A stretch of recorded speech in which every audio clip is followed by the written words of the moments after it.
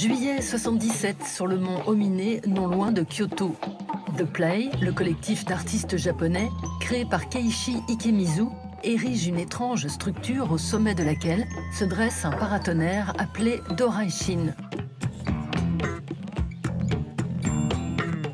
Après 2 semaines d'attente, Keiichi et sa bande repartent bredouille, mais pas battus.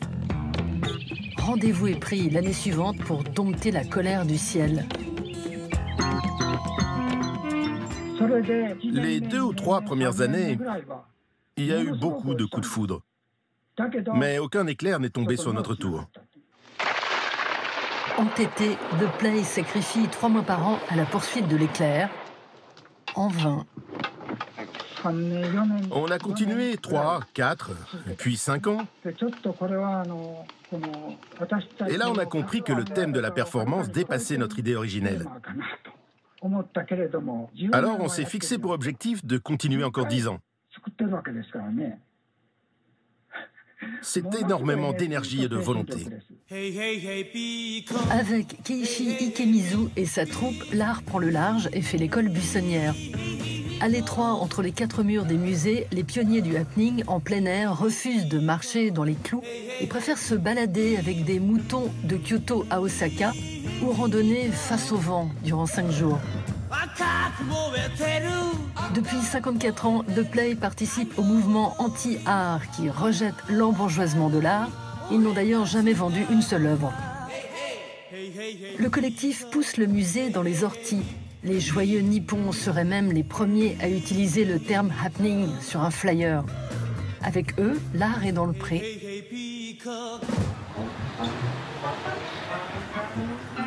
À Paris, en novembre dernier, The Play est rattrapé par ce qu'il fuit. La galerie salle principale lui rend hommage avec cette première rétrospective. Une fois de plus, The Play joue un tour au monde de l'art en jonchant le sol de rondins de bois, rendant la visite acrobatique. Pandémie oblige, le fondateur de The Play est bloqué à Osaka. Pour pouvoir répondre à nos questions, il s'est acheté une webcam. Sympa. Dis donc, Keiichi, tu voulais qu'on se fasse un limbago en se faisant ton expo? Normalement, c'est une exposition de documents qui témoignent des travaux qu'on a accomplis pendant plusieurs dizaines d'années. Mais pour nous, il ne s'agit pas juste de montrer ces documents.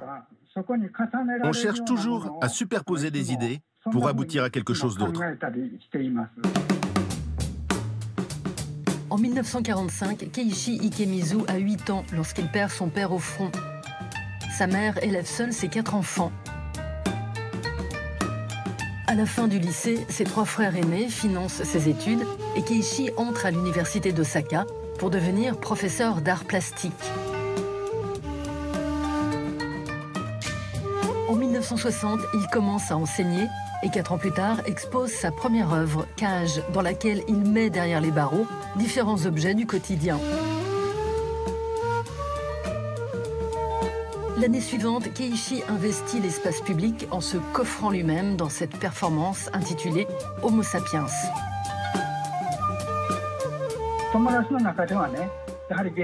J'avais des amis qui étaient aux Beaux-Arts et ils étaient obligés de s'inscrire dans le groupe de tel ou tel professeur. Même après leurs études, ils devaient encore leur demander la permission pour organiser une exposition. Nous, comme on était censés devenir des professeurs d'art, ça n'était pas les mêmes enjeux. On n'était pas soumis aux mêmes contraintes.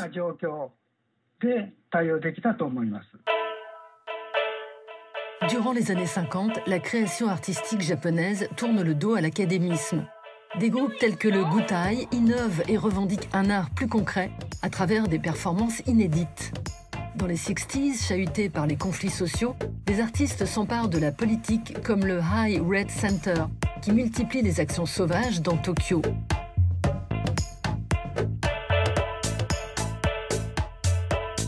Plus dans l'absurde, Ikemizu et 12 autres artistes négocient avec la mairie de Kobe en août 67 l'occupation d'un jardin pour monter la First Play Exhibition aux aires de parc d'attractions. Pour Keiichi, c'est l'occasion d'étraîner son installation Skydiving, composée d'un plongeoir de 4 mètres et de matelas pour amortir la chute.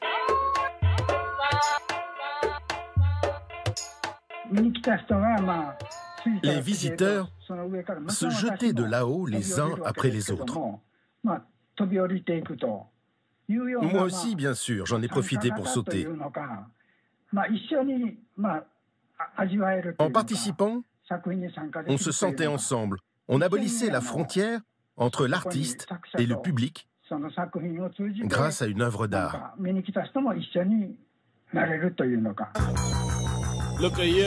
Enthousiasmés, Keiichi et ses collègues décident alors de créer le collectif The Play. En août 68, leur premier fait d'armes, intitulé Voyage Happening in an Egg, consiste à larguer en pleine mer un œuf géant de 3 mètres sur 2 pour le laisser dériver, potentiellement jusqu'aux États-Unis. La bande de joyauderie n'attend pas le résultat pour enchaîner les actions déroutantes. L'année suivante, alors que le premier homme s'apprête à marcher sur la Lune, les membres de The Play embarquent sur une flèche géante en polystyrène.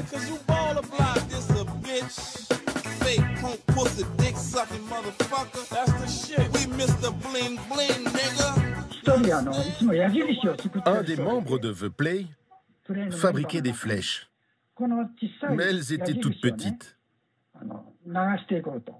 Un jour, il a proposé de faire flotter plusieurs de ces flèches. Après réflexion, on s'est dit qu'au lieu de ça, on pourrait fabriquer une énorme flèche plutôt que des petites. Et quitte à faire flotter une flèche géante, pourquoi ne pas embarquer dessus? Nos idées sont toujours partagées, c'est jamais l'idée d'un seul. En fait, tous nos projets sont des couches d'idées superposées. Un pour tous, tous pour l'art.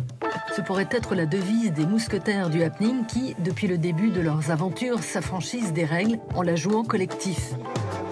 Grâce à l'absence de hiérarchie et à la liberté de participation, The Play est devenu un rendez-vous annuel aux aires de colonies de vacances.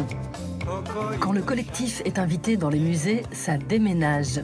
En 73, pour la Biennale de Kyoto, ils bâtissent un pont de 30 mètres au milieu de l'expo qu'ils utilisent ensuite au-dessus d'une vraie rivière. 9 ans plus tard, le groupe étale une carte à l'échelle 1:1, soit grandeur nature, de quoi remplir 3000 m². Et dans ce musée d'art moderne, The Play démonte une fenêtre pour l'exposer à l'intérieur. Sportif.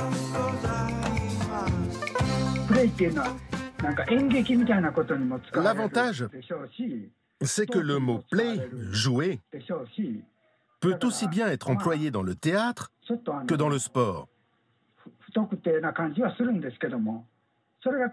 C'est très intéressant que le sens ne soit pas trop spécifique.